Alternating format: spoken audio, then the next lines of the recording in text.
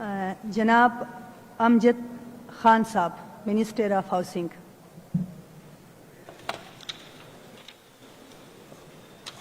بسم اللہ الرحمن الرحیم۔ شکریہ میڈم اسپیکر صاحبہ۔ میڈم اسپیکر صاحبہ، میں بات کروں گا کل جو افسوسناک ناخوشگوار واقعہ ملم جبہ روڈ پہ پیش آیا تھا، جس میں ہماری 5 پولیس کی نوجوان زخمی ہوئی تھی اور ایک نوجوان جو میرے گاؤں سے اس کا تعلق تھا اس کو شہید کیا گیا تھا اس حملے میں۔ دعائے مغفرت تو ہم نے سب کے لیے پڑھ لی، لیکن میڈم اسپیکر صاحبہ میں جو بات کروں گا وہ اس میں بہت سے ایسی باتیں ہیں جو سوات کی 24 لاکھ عوام اس کی جوابات کی منتظر ہے۔ سب سے پہلے 12 ممالک کی سفارتکار سوات آتی ہے۔ سوات کی جتنی بھی لوکل میڈیا ہے کسی کو کان و کان خبر نہیں ہوتی۔ میرے خیال میں انتظامیہ کو اگر ڈی سی کے علاوہ کسی کو خبر، ڈی سی کے علاوہ کو میرے خیال میں کسی کو خبر نہیں تھی۔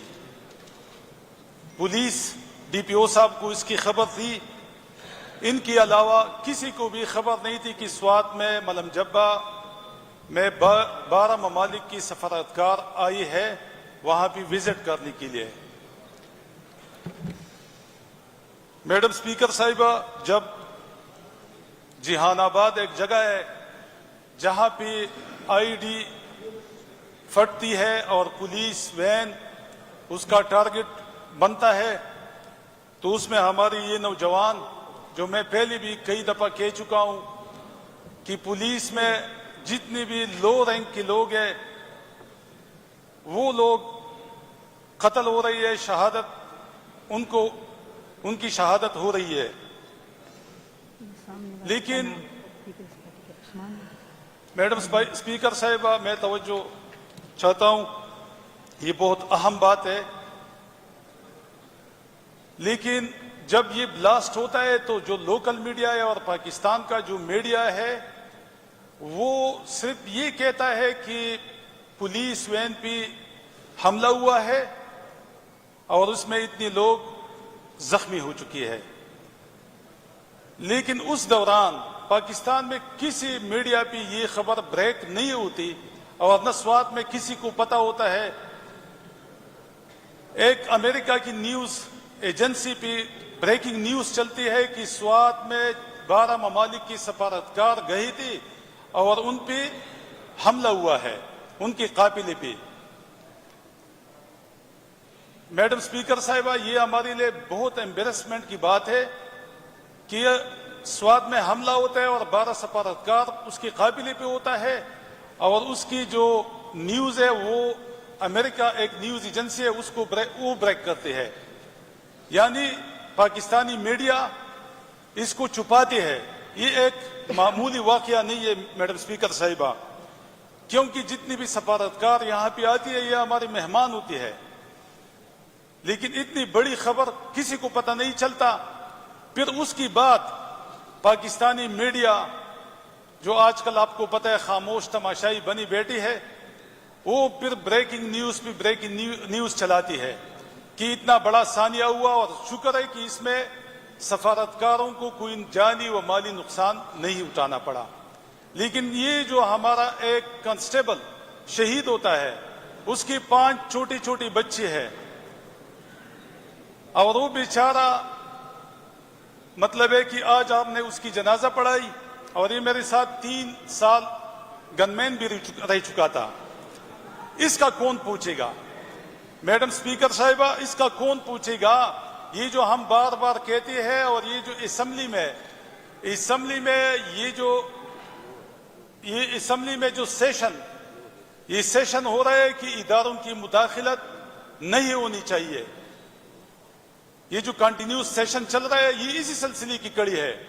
ہم کہتے ہیں بار بار کہ صوبائی حکومت کو پتہ نہیں ہے، سفارتکار چپکی سے لے کے جاتی ہے، اور جب اتنا بڑا سانیہ ہوتا ہے تو پھر باہر کی دنیا سے انٹرنیشنل میڈیا پہ وہ بریک ہوتا ہے۔ تو یہ ایمبیرسمنٹ کس کے لیے ہے؟ یہ اسٹیبلشمنٹ کے لیے ہے، یہ وفاقی حکومت کے لیے ہے، یہ شرم کا مقام ہے ان کے لیے کہ یہ لوگوں کو لے کے آتی ہے، پتہ نہیں ان کے پاس NOC تھا یا نہیں تھا، سیکیورٹی کلیئرنس تھی یا نہیں تھی، کیونکہ صوبائی حکومت سے NOC لینا چاہیے تھا، ان کو سیکیورٹی فراہم کرنا صوبائی حکومت کا کام تھا۔ لیکن میڈم اسپیکر صاحبہ، میں یہ پوچھنا چاہتا ہوں یہ اپنی سیکیورٹی فورسز سے اور خفیہ ایجنسیوں سے کہ جب سوات کی 24 لاکھ عوام کو ان سفارتکاروں کی آمد کا فتح نہیں ہوتا، اطلاع نہیں ہوتی، سوات کی جتنے بھی ادارے ان کو پتہ نہیں ہے، صرف پاکستان کی خفیہ ایجنسیوں کو اس کی پتہ ہے اور پولیس ڈپارٹمنٹ کو، صرف DPO کو پتہ ہے، تو مجھے یہ کوئی بتا سکتا ہے یا جو سوات کے لوگ آج یہ سوال پوچھ رہی ہے کہ جن لوگوں نے بم رکھوایا تھا اور جنہوں نے بم بلاسٹ کیا ان کو کیسے پتہ چلا؟ یہ ایک کوسچن مارک ہے اسٹیبلشمنٹ بھی اور وفاقی حکومت بھی کہ کس طرح ان کو پتہ چلا کہ وہ اس ٹائم پہ آئیں گی، اور جس ٹائم پہ وہ آئے تو میرے خیال میں جو پولیس وین تھا اور جو سفارتکاروں کی گاڑیاں تھی ان میں 25-30 فٹ کا فاصلہ تھا، تو اتنے ایگزیکٹ معلومات ان کے پاس کیسے آئی؟ تو یہ ایک کوسچن مارک ہے۔ دوسرا میڈم اسپیکر صاحبہ، جس طرح ہمارا ایک سوات کا سپوت جو سابقہ وفاقی منسٹر رہ چکا ہے، مراد سعید صاحب اس کا نام ہے، بار بار وہ کہہ رہی تھی کہ سوات کی امن کو خطرہ ہے اور اشارہ اسٹیبلشمنٹ کی طرف تھا، اور وہ کہہ رہی تھی کہ سوات کی ٹورزم، سوات کی جنگلات کو تباہ کرنے کے لیے اور سوات میں جو منرل ہے اس کی تباہ کرنے کے لیے اور اس کو ہڑپ کرنے کے لیے یہ ایک ڈرامہ رچایا گیا ہے۔ میڈم اسپیکر صاحبہ، وہ مراد سعید سب کو پتہ ہے کہ اس کو آج روپوش ہے، کس وجہ سے کہ اس کو ڈائریکٹ اسٹیبلشمنٹ سے دھمکیاں ملتی ہے۔ اگر یہ ایوان سب کو پتہ ہے، یہ نہیں بولتے، میں بولوں گا، ان کی والد کو دھمکیاں ملتے ہیں، ان کی خاندان والوں کو دھمکیاں ملتی ہے، ان کی بھائی کو دھمکیاں ملتی ہے، اور میں آج علیہ اعلان کہتا ہوں، اور جس طرح میں نے پہلی سپیچ میں کہا تھا کہ حلفاً کہتا ہوں، مراد سعید کی بھائی اور والد کو یہ اسٹیبلشمنٹ کئی دفعہ لے کی گئی ہے، اور یہ مراد سعید کا جو بھائی ہے کلیم سعید، جو سیاست نہیں کرتا، سیاسی بندہ نہیں ہے، اگر اس کی جسم کو آپ دیکھ لیں تو اس پر یہ لوہے کی گرم سلاخوں کی چاپ ابھی بھی پڑی ہے کہ آپ کا بھائی کہاں ہے۔ تو کتنا یہ شرم کی بات ہے کہ ایک نوجوان جو نوجوانوں کا رول ماڈل ہے پورے پاکستان میں ہے، سب کو پتہ ہے، یہ جتنی بھی اپوزیشن ہے، جتنی بھی یہ ہماری ٹریجری بینچ کے لوگ ہیں، کہ اس نے ایک سچ بات کی تھی کہ سوات کی امن کو کسی سے خطرہ نہیں ہے، ان سے خطرہ ہے، اس کی بات آج حرف بحرف سچ ثابت ہو رہی ہے، اور وہ بیچارہ روپوشی پہ اس لیے مجبور ہے کہ اس کو دھمکیاں دی جا رہی ہے کہ اگر یہ کہاں بھی نظر آئی اس کو مار ڈالو۔ کیوں مار ڈالو؟ کیا اس ملک میں عدالتی نظام نہیں ہے کہ وہ عدالت میں پیش ہو کے اپنی بے گناہی کو ثابت کرے؟ لیکن اسٹیبلشمنٹ نے حکم دیا ہے کہ اس کو جہاں بھی دیکھا جائے اس کو مار ڈالو۔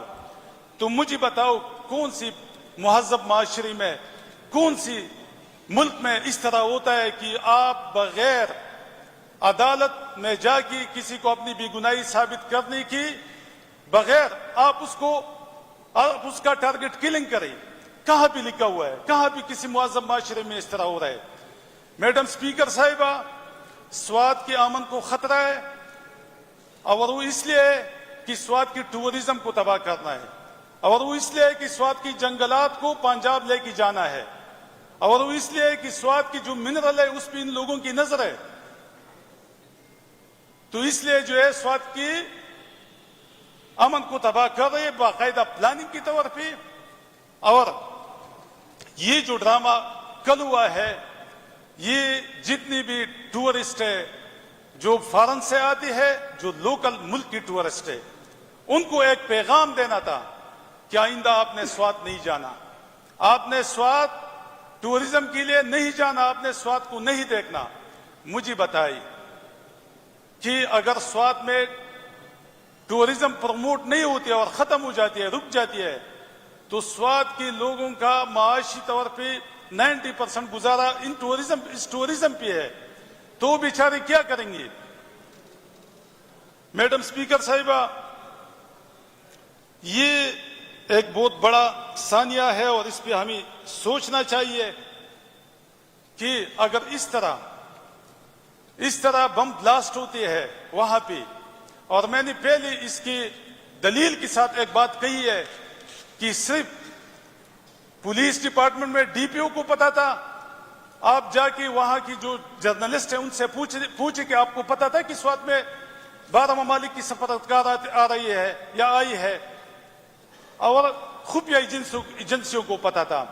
तो मैं फिर ये सवाल पूछूंगा कि जिन लोगों ने बम रखवाया था उन लोगों को कैसे पता चला जब इतनी खुफिया मालूमात थी। मैडम स्पीकर साहिबा, ये खिलवाड़ हो रहा है।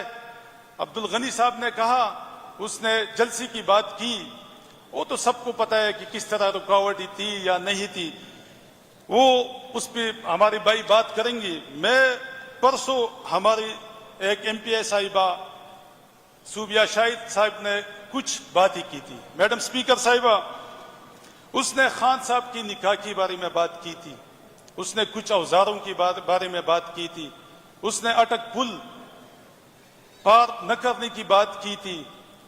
तो बहुत अफसोस से कहना पड़ता है, और उसने एडमिट किया था असेंबली की फ्लोर पे। मैंने जब वो स्पीच कर रही थी तो मैंने उनको कहा कि ये बातें आप किसके कहने पे कर रहे हो, तो उन्होंने बाकायदा नाम लिया कि मैं एस्टेब्लिशमेंट के कहने पे ये बात कर रहा हूं। इस तरह था या नहीं था? और ये रिकॉर्ड पे मौजूद है, वीडियोस आपके पास महफूज है, निकाले तो ये खुद मान रही है कि जो ये सेशन हो रहा है कि इदारों की मुदाखिलत है, सियासत में भी है और हर इदारे में है, तो खुद उन्होंने एडमिट किया। दूसरी बात जो उन्होंने कही, हालांकि मैं एक मर्द हूं कि मुझे नहीं करनी चाहिए, लेकिन उन्होंने खान साहब की निकाह के बारे में बात की थी। तो मैं मैडम से ये पूछना चाहता हूं कि मैडम साहिबा, जब खान साहब वजीर आजम थे तो यही इस्टेब्लिशमेंट मरियम नवाज की निकाह को भी लेके आई थी, फाइल में एक फाइल दी थी उसने, और उन्होंने उसका जो पहला बच्चा पैदा हुआ था उसको भी लेके आई थी, और खान साहब को कहा कि खान साहब आप इस पे केस करें, जिस तरह ये निकाह इद्दत वाला केस है कि निकाह कब हुआ है और बच्चा कब पैदा हुआ है। मैं डिटेल में नहीं जाऊंगा, सबको पता है, लेकिन खान साहब की ज़र्ब को आप देख ले। और ये एक खातून ने जो उन्होंने इस्तेमाल की थी, इससे पहले रेहाम को भी इस्तेमाल किया था और आयशा गुलाली को भी इस्तेमाल किया था, लेकिन खान साहब ने कहा उनको उस वक्त की स्टेब्लिशमेंट को कि मैं औरतों पे बेजा इल्जामात नहीं लगाना चाहता और न लगाऊंगा। तो उन्होंने वो फाइल इस तरह वापस की, क्योंकि खान साहब ने उस वक्त कहा था कि न मुझे मेरा दीन इजाजत देता है, न मुझे मेरी गैरत इजाजत देती है, और ना मेरी तरबियत मुझे इजाजत देता है कि मैं खवातीन में दूसरी परायों की औरतों को मैं उसको टारगेट करूं। तो वो खान साहब का ज़र्ब था। इसके अलावा ये कह रही है कि औरतें कहते हैं कि मरियम नवाज के खिलाफ अली अमीन साहब ने ये किया, तो उसने क्या कहा था, मुझे ये जरा बताई। लेकिन मैं पूछना चाहता हूं, ये हमारे पीपल्स पार्टी के लोग बैठी है, हमेशा इनका वतीरा रहा है खवातीन को सियासत में घसीटना, खवातीन के जरिए खवातीन कार्ड को प्ले करवाना। मैं पूछना चाहता हूं कि नसरत भट्टू और बेनजीर भट्टू की फोटो, वो लफ्ज मेरे मुंह पे नहीं आएगा, जिस तरह फोटो बनाई गई थी वो किसने गिराई थी, और फिर ख्वाजा आसिफ ने माना था कि हमने एस्टेब्लिशमेंट की कहने पे गिराई थी।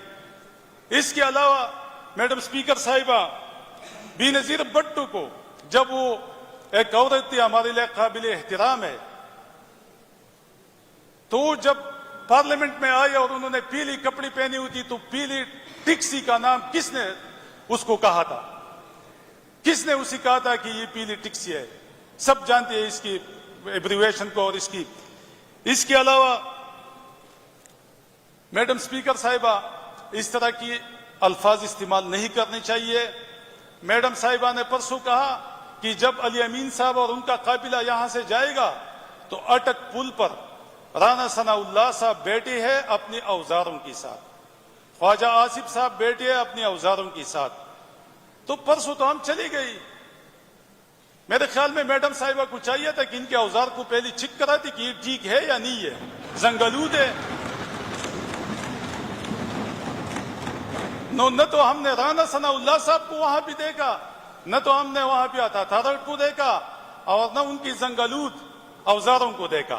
الحمدللہ ہم وہاں پہ چلے گئی, ہم پہنچ گئی, لاہور میں بھی پہنچ گئی. لیکن اگر ان میں تھوڑی سی بھی شرم حیا اور ہمت ہوتی تو یہ وہاں پہ کنٹینر لگا کے جگہ جگہ پہ کنٹینر لگا کے ہمیں روکتے نہیں. لیکن پھر بھی وہاں پہ جلسہ بھی ہوا. علی امین صاحب وہاں پہ ساری رات لاہور کے شہروں میں بھی گھوما اور ساری پی ٹی آئی کے لوگ وہاں پہ گھومے اور اس طرح موقع بھی لہرایا کہ میں آ گیا ہوں. تو میرے خیال میں بولنے سے پہلے سب کو سوچنا چاہیے کہ میں یہ الفاظ کہتا ہوں, کل اس کا جواب کیا آئے گا. تو میڈم اسپیکر صاحبہ, میں بہت شکریہ ادا کرنا چاہتا ہوں کہ آپ نے مجھے ٹائم دیا. شکریہ.